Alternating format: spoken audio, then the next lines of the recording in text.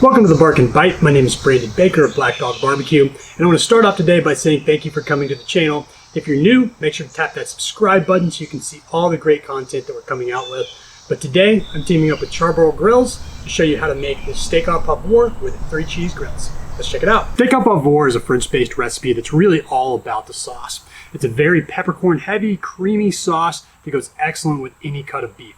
Today I'll be using it on flank steak, and I've used it in a variety of ways in the past, whether that's just on steak, maybe serving it with potatoes or serving it with rice. I've also used it on sandwiches, which is one of my favorite uses for an au poivre sauce. That being said, we're going to switch it up today, and I'll be pairing the steak au poivre with 3 cheese grits, which I think are going to go over very well. So let's check it out.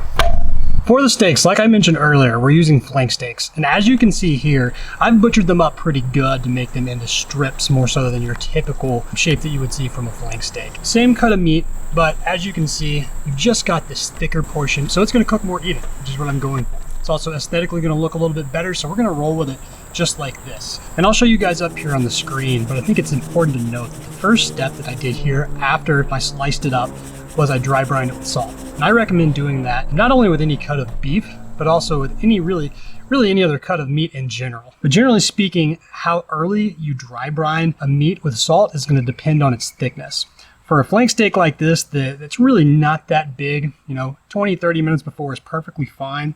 If you're talking about something like a roast or a whole chicken, you're going to want to salt that at least a few hours in advance. And what that's going to do is it's going to allow that salt to infiltrate into the meat, which is going to be able to, number one, taste better because that salt's going to be more evenly distributed. It's also going to help to tenderize the meat. I'm going to hit this with a very light layer of black pepper, and that's all the seasoning that I'm going to be doing.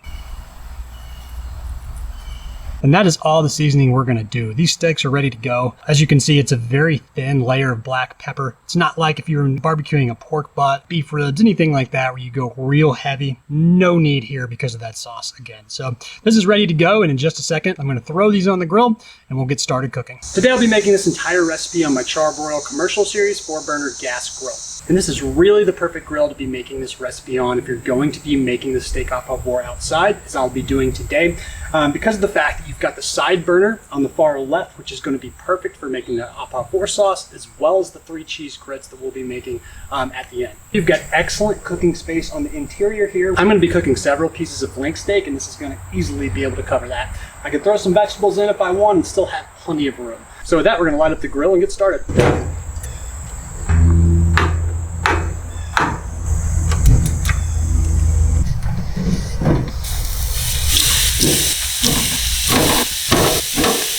All right, as you can see, we have our flank steaks on the grill. I've got these cooking around 600 degrees, so we're gonna be cooking these hot and fast. They'll only be on this side for about 4 to 5 minutes before I flip them. Maybe a little bit longer, we'll see. But I'm gonna pull these after I flip them once, and they reach about 125 to 130 degrees internal temperature.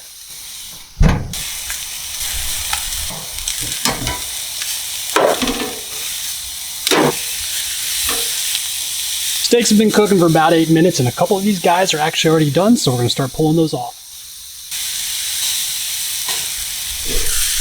That's a beautiful steak. See ya! And that is a nice medium finish right there. The first step for making the au poivre sauce is to saute shallots in garlic and butter, which we'll be doing right now.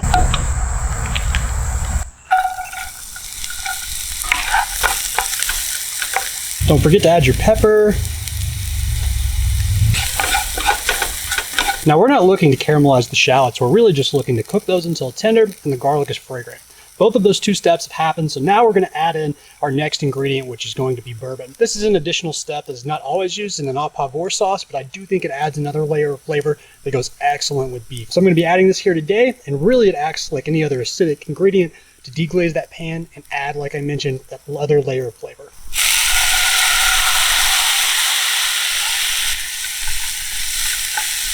All right, our last 2 steps here, we're going to add in equal parts beef broth and heavy cream to finish off this sauce.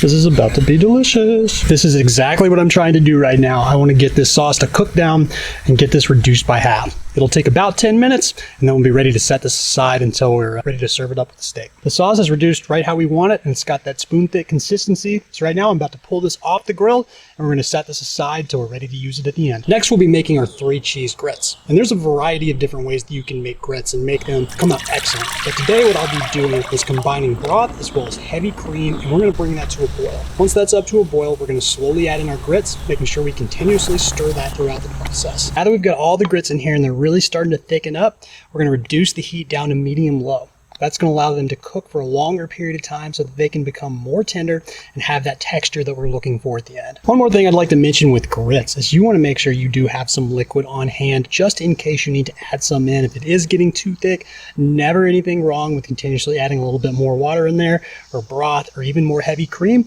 just so you can get that consistency that you want and get those grits fully cooked through. Now that our grits have the texture we're looking for, they're silky and smooth, I've turned off the heat source and I'm going to add in some butter as well as my 3 cheese blend to add some flavor here at the end. The 3 cheese blend that I'm using today is going to be a gouda, cheddar, and parmesan mixture. Feel free to use whatever you have on hand.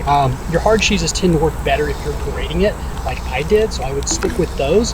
But it works to add some nice flavor as well as a saltiness to the grits that really pairs well. I cannot wait to get a bowl of this. Hit it with a little salt. Always salt to taste.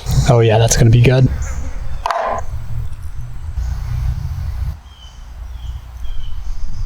So we just took our steaks off the grill, sliced them up, then plated them with the 3 cheese grits and topped it with the Au Poivre Sauce.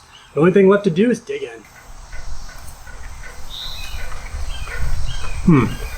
That is absolutely delicious. Let's get some more of these grits.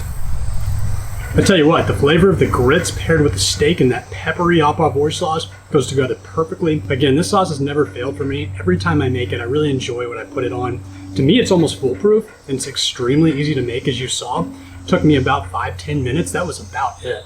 So it's super quick. It's absolutely delicious. Makes steak even better than it already is. It's honestly the type of meal that's perfect comfort food. I mean, it's one of those that if you're having a date night, it would be a great meal to pull out. If you're just having a good family dinner, this is also an awesome one. Even for the holidays, I could see this working. Honestly, there's just so much flavor in this dish, you really can't mess it up. All right, guys, that wraps up today's video. Thank you again for stopping by. We hope you enjoyed it. And as a reminder, don't forget to give us a like and hit that subscribe button if you haven't already, and tune in for more great content that we have coming up. But that's it for now, and until we see you next time, happy grilling.